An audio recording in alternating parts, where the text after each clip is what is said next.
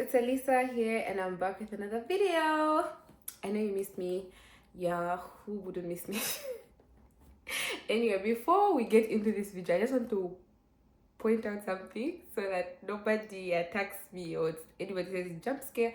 My nails are not done. So if you see me using my fingers and you're like, your nails? Yes, they're not done. And I don't think I'll be doing them anytime soon, but yeah. So, in today's video, I'm going to be talking about how to apply to schools not online, but abroad, from Zambia. Yeah.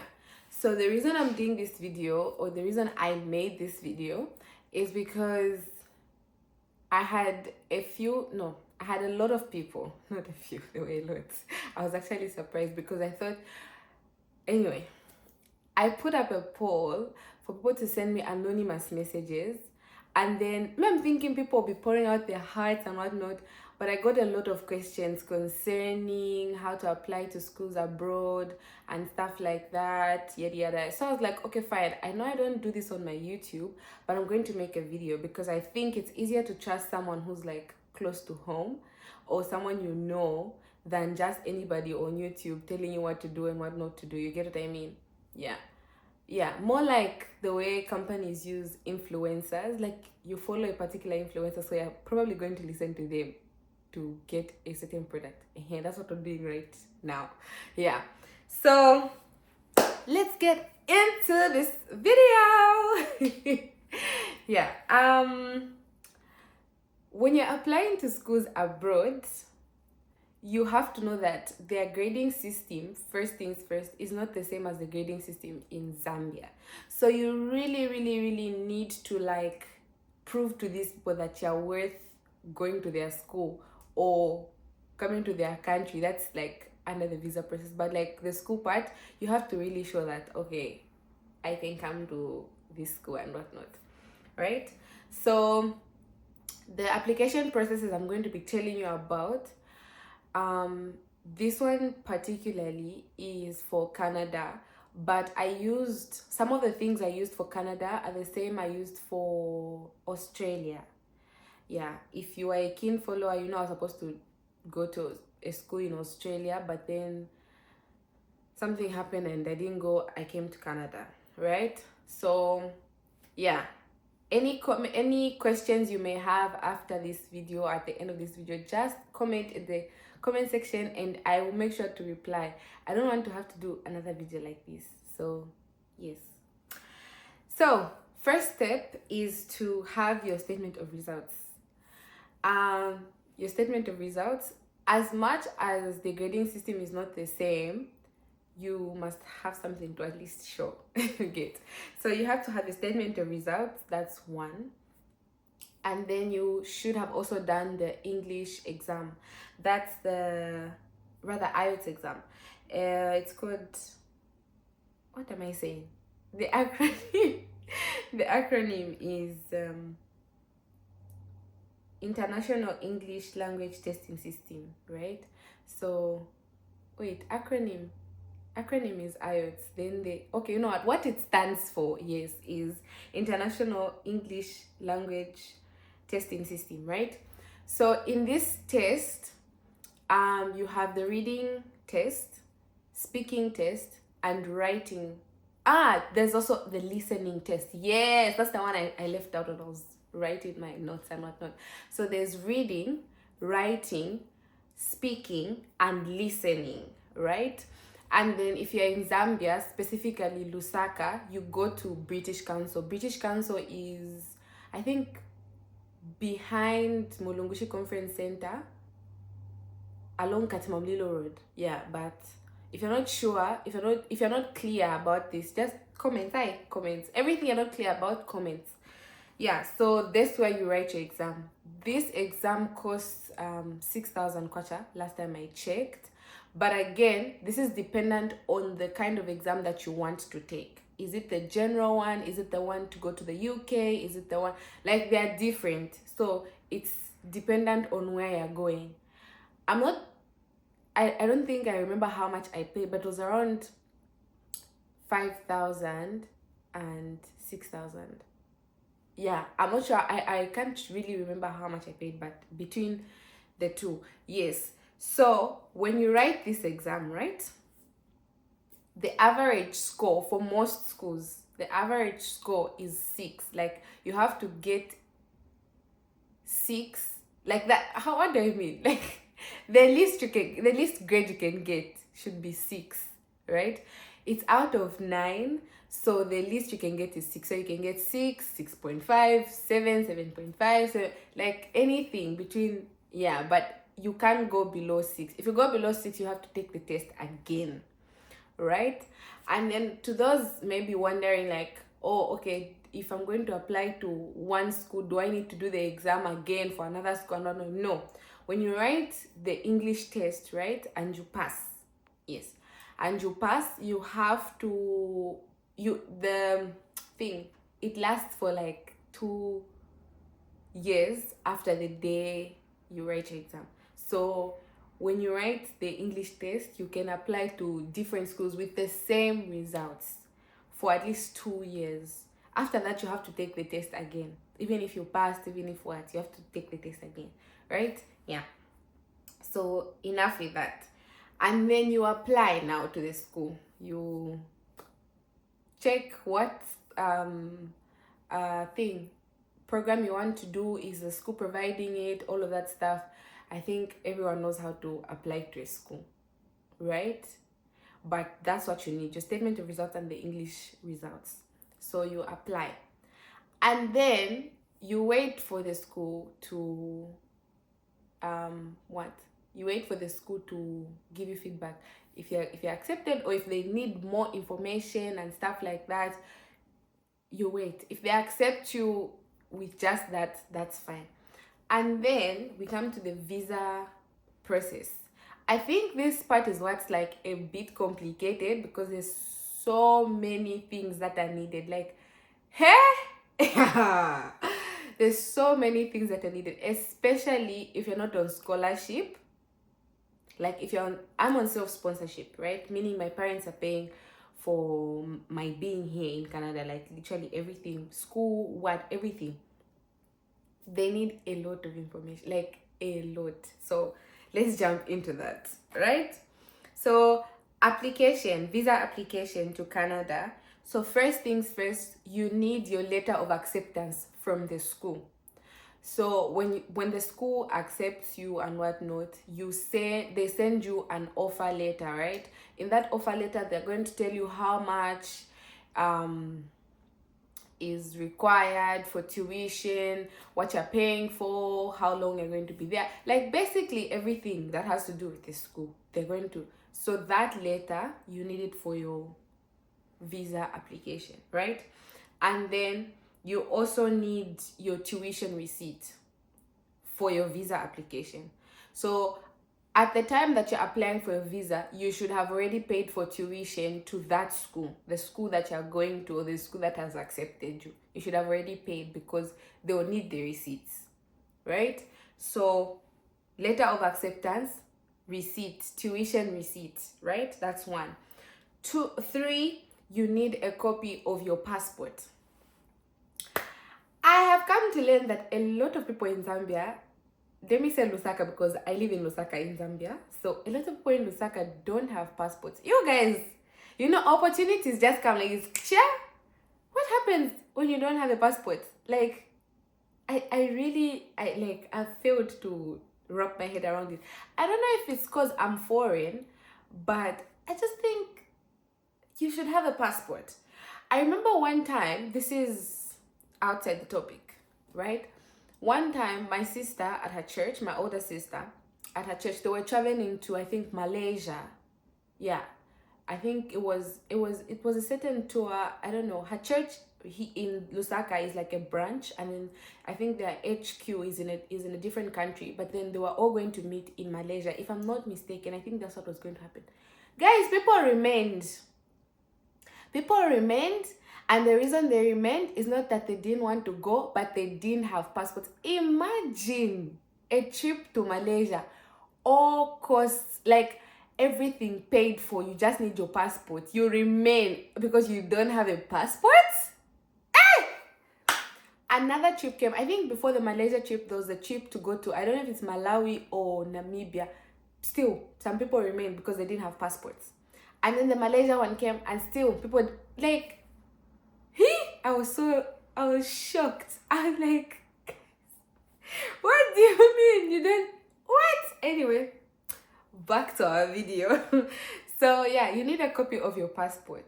Please get yourself a passport. I know you've never traveled before, you don't know if you're ever going to travel in your life, but just have a passport. I don't know how much it costs on the Zambian side to get a passport, but please get a passport, get an NRC. You need these things. So yeah, that's the third thing you need, a passport. And then if you've traveled before, like if you've traveled to a different country and whatnot, they're also going to need your visas from the other country. I think this part helps from the countries you've been to, right? So they need to see the visas from the countries you've been to. I think if you're applying today, they need to see visas from the past 5 years, like where you've been and whatnot.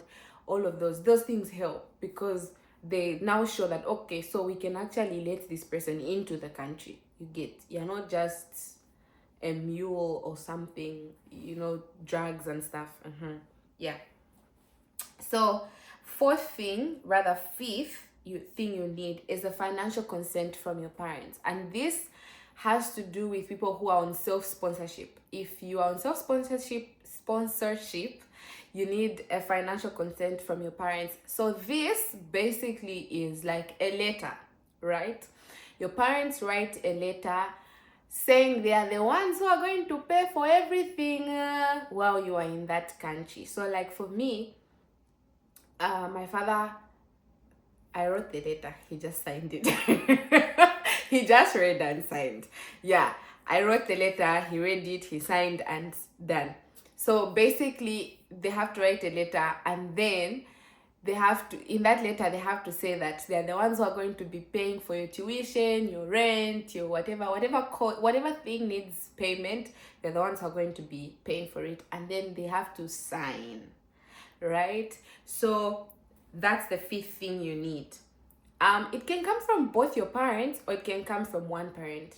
Either way, they just want to see if they are going, like, they just need proof that your parents have said they'll pay. You get, whether it's your mother, it's your father, whichever one. And then the sixth thing you need is a bank statement. So 4 months bank statement, closing balance of not less than $18,000. So what this means is, at the end of the month, right, there are those statements that come in. So they want to see a consistent flow. It should actually be consistent. They want to see a consistent flow of money in and out of that account for the past 4 months. It used to be 6 months, now it's 4 months. And I think even the 18,000 USD, I think they've increased the amount of money. If I'm not mistaken, I think they increased it. 1 second, I just need to turn off my TV, it's distracting me. Yeah, so I think they increased the amount of money that you're supposed to pay, but when I was applying, it was 18,000 US dollars as the closing amount. Like, yeah, you get it. So the seventh thing you need is a source of income. So your parents are paying for your tuition, we get that, but we want to see, where do they get the money to pay? Where are they going to be getting the money to pay for your tuition, right? If they own businesses, if they own shan. My parents are business people, right? Meaning they don't work for people work for them, right? So they just need to see that, okay, they have businesses, right? These businesses are established. Yes, okay, fine. Can we see something like not a receipt, but like, even a receipt for, like, maybe if they're renting somewhere, just anything, certificate for their businesses, just anything that would prove that, okay, these people have a source of income, and their source of income is actually stable, and they're going to manage to pay. I know it seems complicated, but these people just want to make sure that when you enter their country, you're not ending up on the street. Why? Because your funders or your parents or whoever is paying for your stuff. So you're not going to end up in the streets. Yeah, you're not going to become a street person. That's all they're trying to, like, you know. Yeah. So the next thing you also need is a copy of your parents' passports and your birth certificate to prove relationship. So you need your birth certificate and your parents' passports, right? So a copy of your parents' blood of Jesus, passports and your birth certificate, just to prove that, okay, we are actually related, we are the parents or we are the guardians or whatever it is. Yeah. And then the next thing you need, if you have siblings, or if you would like to even tell them that you have siblings, you need a copy of your siblings' birth certificates, right? And then you need 2 passport size photos of yourself. Then the next thing you need, this job recommendation thing. Okay, for me, the reason I had to do it was because I had been away from school for a very long time. I graduated from high school in 2019, right? And then I was only applying to come to Canada in 2024. Yeah, beginning of 2024. So basically, they just, like, I don't even know how to. Okay, let me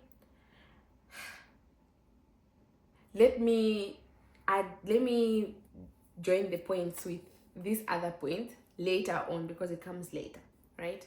But I'll come back to it. So you need certified copies. You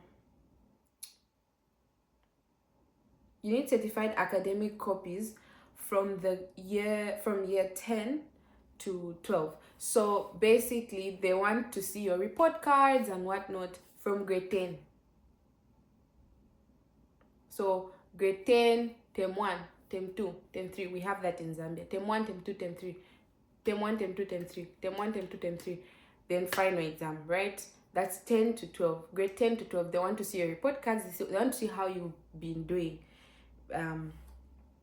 basically. And then you also need a personal statement. You need to write a personal statement. So this is where now that point for job recommendation comes in. So personal statement. For me, the reason they actually it's necessary, and it leans more on the academic side. But for me, who hadn't been in school, rather who didn't do anything like college and stuff like that, they wanted to know what I had been doing. I graduated from high school in 2019, right? But this is 2024. What have you been doing from 2019 to 2024? So I had to make mention that I was working for my parents in the family business. I was working for my parents. I did my music. Just, what have you been doing with your life? Have you just been sitting? Like, they want to know, right? And then the academic part is, were you doing in high school? Did you have any activities outside, like any like, basically they just want to know, aside from your results, what else do you have to offer? You get. So this is the part where you just go all out.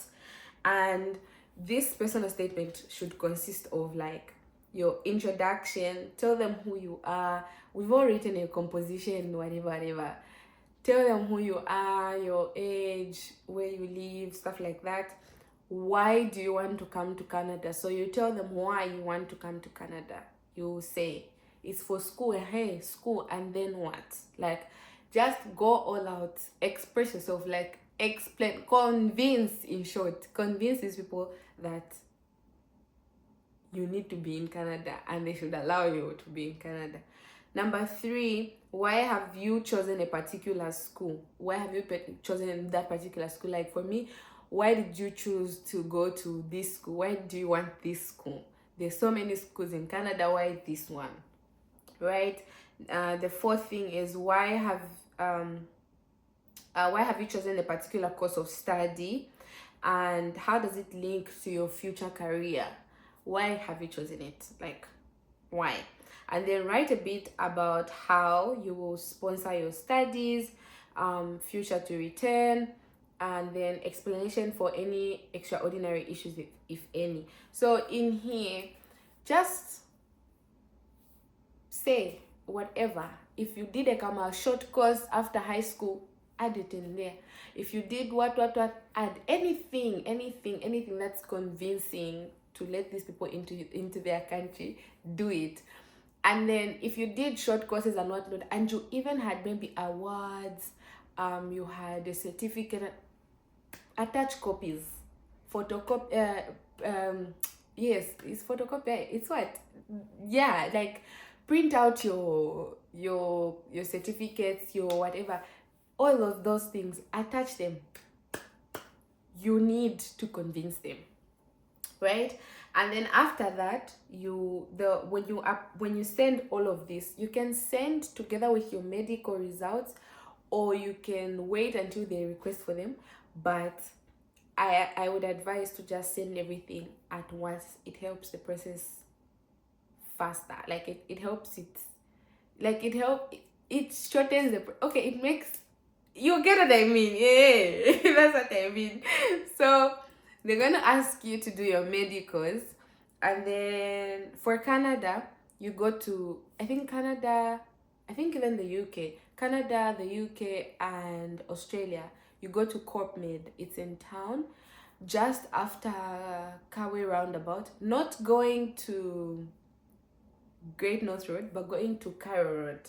Yeah, so Great North Road is on this side. Going to Cairo Road. Yeah, so it should be on your left. CorpMed. That's where you do your medicals from, and then they should cost around 4,800 to 5,000 something. Around that price, depending on where you're going and the requirements and stuff. So yeah, you do that for your medicals, and then how long does it take for them to be released, those results? It doesn't take a very long time, no. But I would advise you to, when you go and do them, go in the morning. Like, go in the morning, 8 at best. Go in the morning. There's less people and whatnot. By around 10, you find that no, the doctor for this is not around. No, the doctor for that is not. So go in the morning. And then coming to the visa fees, finally, what you need for your visa fees, how much you need rather, is 235 Canadian dollars, right? And that consists of $150 for your visa itself, and then $85 for your biometrics. Right? We don't have a place to do biometrics in Zambia. I don't know why, but we don't have. So no matter where you choose to go, you have to travel.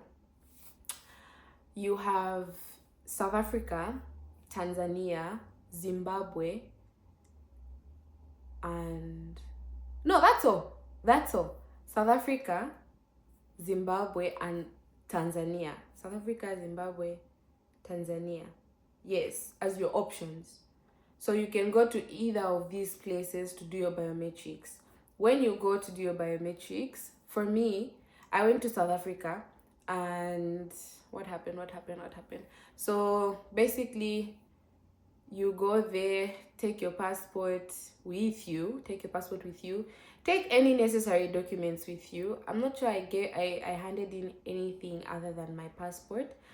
They're going to give you, I think, a form to fill out. You fill out that form, and then you'll be asked to go into a certain room, and then in that room they'll ask you questions about yourself. So when they're asking you these questions about yourself, it's just they just want to know if what you're saying and what you wrote is the same, if you actually know what you're doing, or you're not under some influence like this. Yeah, that. And then they'll do your fingerprints and stuff like that, and you're done. Then you go home. they'll call for you if you have been accepted, like your visa has been accepted, your visa application has been accepted and whatnot. They will call for you to send your passport. So if you did your biometrics in Zimbabwe, they'll call for you to send your passport to Zimbabwe. If you did them in Tanzania, same thing. South Africa, same thing. So for me, I had to go to DHL. I put my passport, I gave my passport to DHL and they sent it to South Africa for me. I think in about 3 days I got it back and I was good. So yeah, I applied, they accepted, asked for my passport, I sent it via DHL. Also, you have to pay for the DHL for them to like transport and whatnot. You know, they're not affiliated in any way or whatever. You have to pay. Like you pay to DHL, they transport your passport to and from. Yeah. From and to. Whatever. Yes, to and from. And then when you get your passport, then you can now start thinking about booking your plane ticket and stuff like that. But basically, that's everything you need for your application to a school abroad if you are in Zambia, right? That's everything that you need. If at all you have questions concerning scholarships and whatnot, I honestly don't know anything that has to do with scholarships, but there's a content creator that I will recommend you go and watch her videos. Yes, her name is Nelly. I'm not sure how to pronounce her surname, but I will put it somewhere on the screen so that I think here I'll put it here, and you can check out her videos. I think she's been doing things that she's been making content, rather videos, explaining how to apply and stuff like that when you are on scholarship, or if you want to be on scholarship, or if you're trying to get a scholarship and stuff like that. And I think her videos are very helpful. I have watched them myself, and yeah, that's why I recommend it. She's a Zambian creator. She's a Zambian content creator, but she's in Qatar. In Qatar, she's at I think an American school. I'm not sure what school, but it's one of the good schools, like really really good schools. So yeah, she's in Qatar and she's been making content based on the scholarship end of applications. This for me here is on self-sponsorship. So this is everything you need if you're going to apply on self-sponsorship to schools abroad in Zambia. Okay, yeah, so I think after explaining all of this, that's it from me. I won't advise you to, I know that buying plane blood of Jesus, plane tickets early is better because they are cheaper and stuff, but I wouldn't advise you buying a plane ticket before your visa is even accepted or anything, because things happen. things happen, and also just the process of getting your money back from the airline or whatever. You want to avoid all of that, so make sure that when you're buying your plane ticket, it's after your visa has been accepted and everything and you're good to go, then you can buy your plane ticket. Yeah, so we have come to the no, I wanted to show you guys the way the visa looks. So this is it. I don't know if there's information I'm supposed to hide, that's why I keep okay, I'll just do like this. Yes, my passport is blue, but this is what the visa looks like. I hope it doesn't really show in the video. If it does, I'll try to blur it out, but that's what it looks like. And then the stamps you get, where are those stamps? I want to show you the stamps that you get.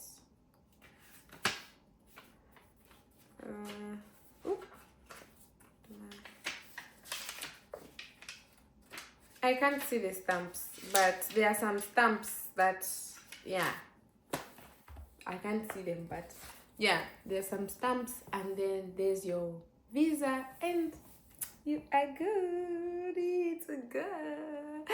Yeah, so we have come to the end of this video, and I hope you enjoyed watching this video. I hope I have cleared out any questions you might have had and stuff like that. Also, oh my god, I almost forgot. I almost forgot. When you apply, when you're applying to like a school in Canada, right? Most schools, it's not free. Like, the application process is not free. I think you pay around 120 to 150 Canadian dollars to apply to the school. So like, if you're applying to, I don't know, whatever school, right, you need to attach $150 for that application. If you're applying to another school, again you need to pay, again you need to pay, again you need to pay, again you need to, just like that. So you have to make sure that you're doing things right, and your grades are good, and stuff, and then you get accepted. Yeah, I don't know if I paid anything for Australia, but for Canada, that's what it was. And then I don't know. Okay, I'm going to tag, I don't know if I can tag or just put their business name in the description box. There's this agency that I used. It was free, everything was free, like from start to finish. They're the ones that helped me and stuff like that. I didn't have to do everything on my own. Even if I knew how to do everything on my own, I didn't have to do it on my own. The goodness about using an agency is that the process is quicker, because these are agencies, especially if the agency is known by the school, you know, or they're affiliated in one way and stuff like that. Yeah, it makes the process shorter and easier and stuff like that, because the agency will be helping you and whatnot. So they're called Uniserve Ed.